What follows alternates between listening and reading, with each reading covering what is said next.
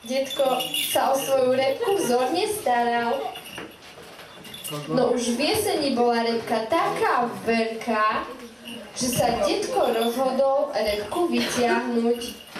Detko repku chytil, ťahal, no repa sa ani nepohla. Tak si detko zavolal na pomoc babku. Prišla na pomoc babka a tak spolu repku ťahali, no repu vyťahnuť nemohli.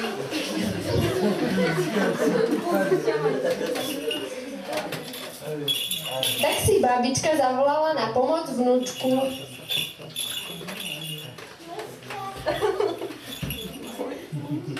A tak spolu všetci traja ťahali spolu repu.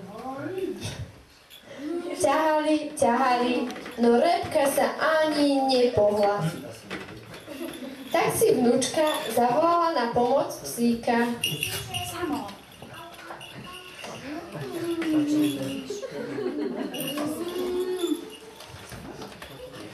A tak pomohol aj psíček. Všetci spolu repku ťahali, ale repka sa ani nepohla. Tak si psíček zavolal na pomoc mačičku.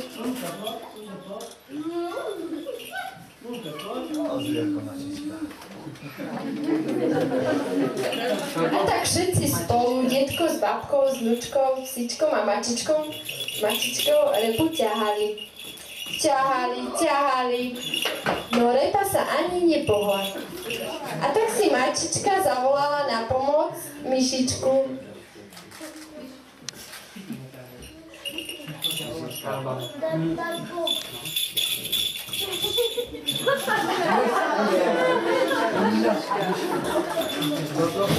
A tak prišla na pomoc aj myšička.